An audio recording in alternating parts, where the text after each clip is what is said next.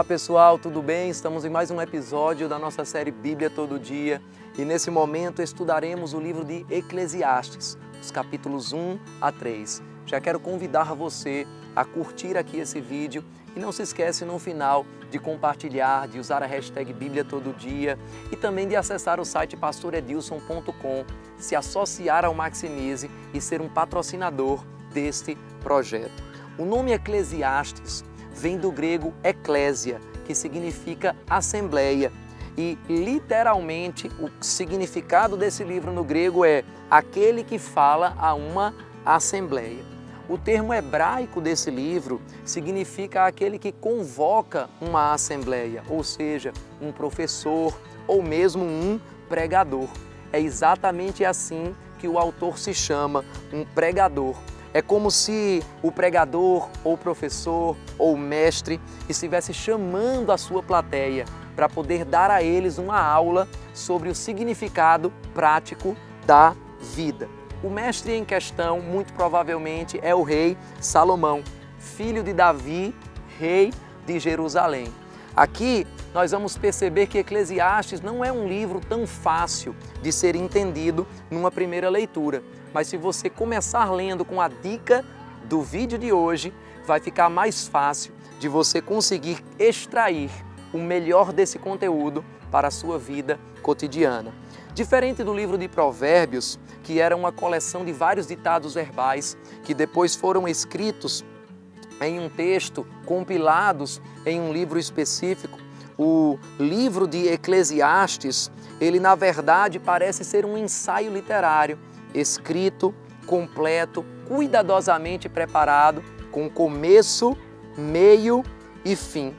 As grandes dificuldades que pessoas têm em interpretar esse livro, muitas vezes surgem de tentativas em entender um capítulo ou um versículo sem o contexto maior do que o autor estava tentando passar. Quando nós lemos trechos isolados, podemos achar esse livro de uma certa forma pessimista, talvez escrito por um Salomão mais avançado em idade, talvez até um pouco mais desgostoso com a sua vida.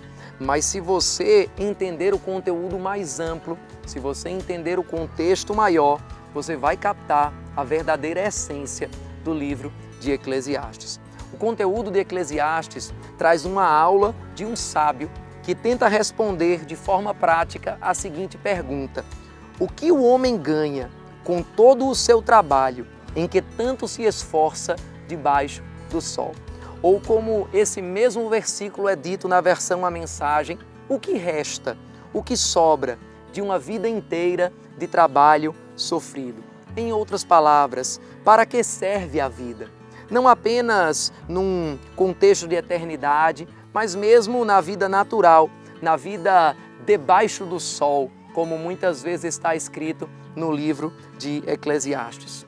No versículo 2 ele diz: vaidade de vaidades, diz o pregador. Vaidade de vaidades, é tudo vaidade.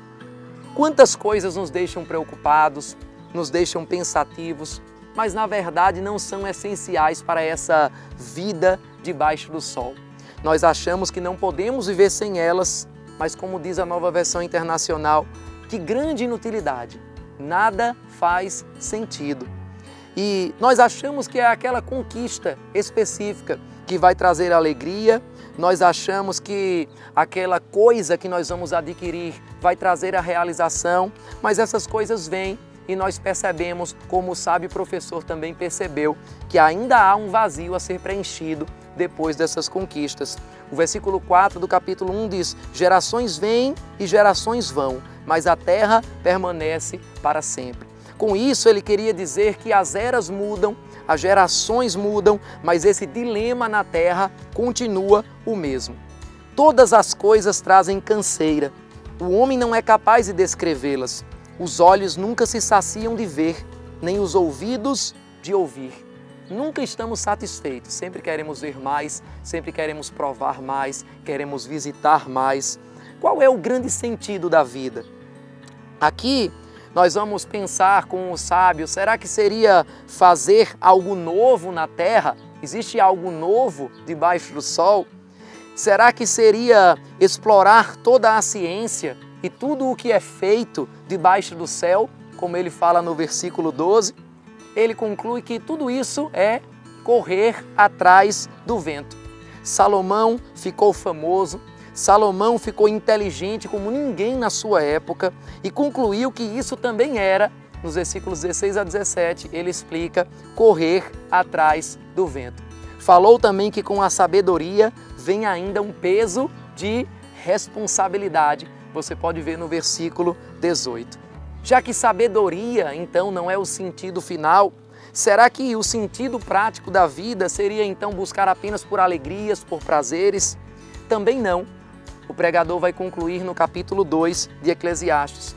Ele experimentou as coisas boas da vida, ele experimentou a alegria, em alguns momentos se entregou ao vinho, se entregou à extravagância, fez grandes projetos, teve bens como ninguém teve, teve poder como ninguém na sua época teve, mas ao avaliar o que as suas mãos haviam feito, também percebeu que foi como correr atrás do vento. Também é vaidade se esforçar, ele conclui, para que outras gerações possam desfrutar do seu trabalho. Porque quem pode garantir que essas outras gerações iriam se aproveitar de uma forma digna e de uma forma correta de tudo aquilo que você conquistou? Trabalhar demais somente para que outros desfrutem numa outra geração também seria vaidade, também seria inutilidade.